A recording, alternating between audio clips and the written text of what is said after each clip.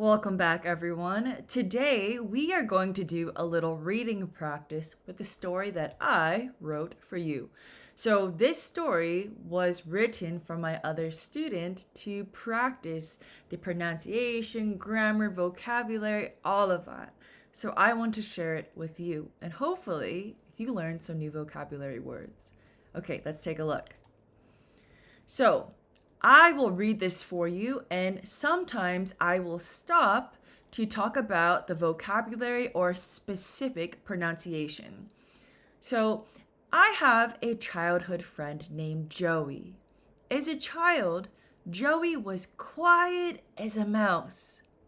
This is a comparative, right? Joey is quiet like a mouse. He was very shy and timid. Joey was also the shortest and chubbiest boy in class. He wore glasses and always slouched. Slouched. If you don't know what this word means, look at my body. You know, if you are a mother or a father, usually you tell your children, don't do this, right? This. This is to slouch. You always say, roll your shoulders back, straighten up your posture. So this is to slouch. So he wore glasses and always slouched. He never spoke in class, and he couldn't look anyone in the eyes when he talked. He was a very sweet boy, but he was intimidated. Intimidated. Or this also means scared. Intimidated by the world. He was scared of the world. After I moved to California, we stopped talking. So, slouch is a verb. It means to have bad posture.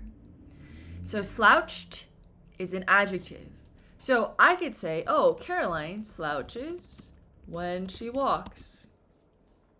If I use this as an adjective, I'm going to say, Caroline's back is always slouched. So that means my back is always like this. Okay? All right, let's continue. So I didn't talk to Joey for almost 2 decades. Decades are 10 years, so this means for 20 years. One day, I was visiting California, and he sent me a message. We decided to meet at a restaurant. I was curious. What does curious mean? Curious is a person that likes to ask many questions. You are always thinking in a creative way. My students are very curious. They always ask questions about my life, about what we're learning, about the world in America, everything like that. And I love their questions. So curious, curious. So I was curious about how much Joey changed in 20 years. I told Joey that I needed to run some errands. Errands are also chores. For example, maybe you need groceries. Maybe you need to do your laundry. Maybe you need to go to the DMV. These are all examples of errands, things you need to do in your house, for your family. So I told Joey that I needed to run some errands. So I picked him up and drove to Albertsons. Joey looked so different. He was taller than before, and he seemed more confident. At first, I was happy to see Joey, but my instinct was telling me something was dun dun dun wrong. What is an instinct? An instinct, this is a noun. An instinct is sometimes we say your instinct. Sometimes we say this is your gut feeling. Maybe you go to the park at night and maybe you see a man far away And everyone is smiling at him. Everyone thinks he is friendly and nice. But you have this strange feeling. Something is wrong with this man. This is your instinct. In the past, in my old job, I had a man that worked at this college. And everyone loved him. But I had this instinct that there was a problem. And later there was. And he was arrested. So your instinct is not always 100%, but you should listen to what you are feeling, what you are thinking, because you may be right. Your instinct. So after I parked at Albertsons, we walked into the store. I pushed a shopping cart and walked down the narrow aisles. So this is a shopping cart, and this, my friends, is an aisle. This space here that you're walking, this is an aisle. So for women, when you are married, you walk down this aisle, right? When you are married, this is an aisle. And a narrow aisle means there is not a lot of space. It's a short space, narrow. So I pushed a shopping cart and walked down the narrow aisles. Joey said, "Hey, meet me by the car in 30 minutes. I need to buy a toothbrush and some things, but I will be done fast. Can I have your car keys in case I finish my shopping before you?" I hesitated. This means I don't feel 100%. My instinct is already telling me something is wrong with Joey. So I hesitate, meaning, should I give him my keys or no? You are not sure what decision to make. You hesitate. So I hesitated. But I said, okay, no problem, Joey. I will see you soon. So 30 minutes later, after I finished paying for my groceries, I walk outside to the parking lot. On the top of the hood of my car, this is my amazing, beautiful picture of a car. This is the hood of your car.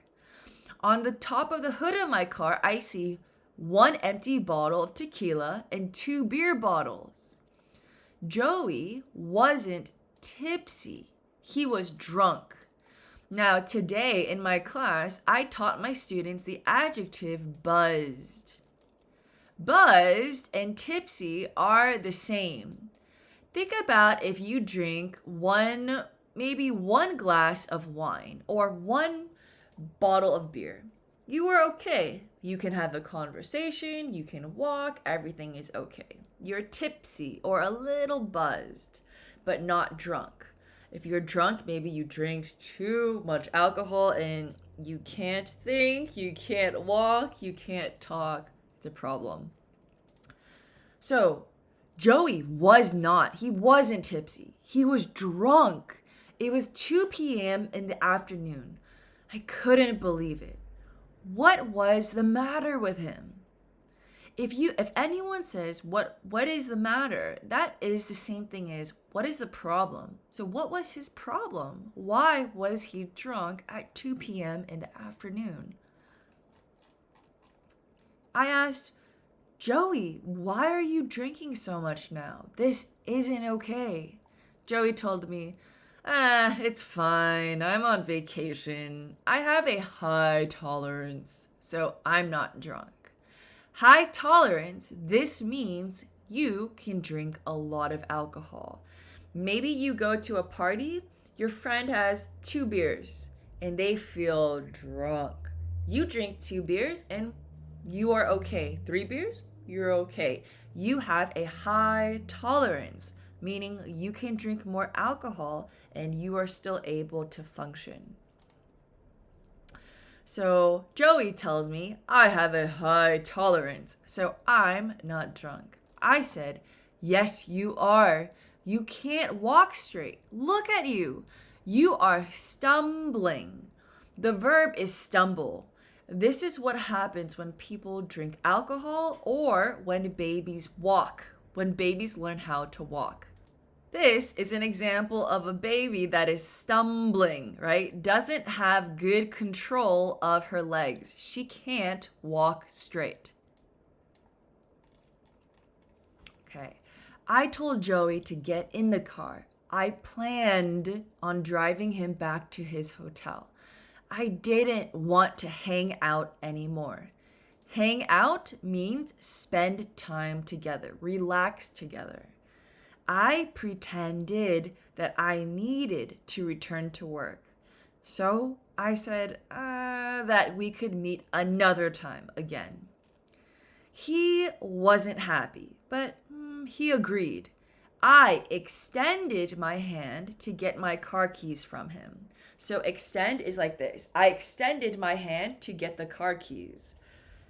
And he dodged my hand and ran around the corner. Dodged. So I was asking him for the car keys and he dodged me. He didn't want to give me the keys, okay?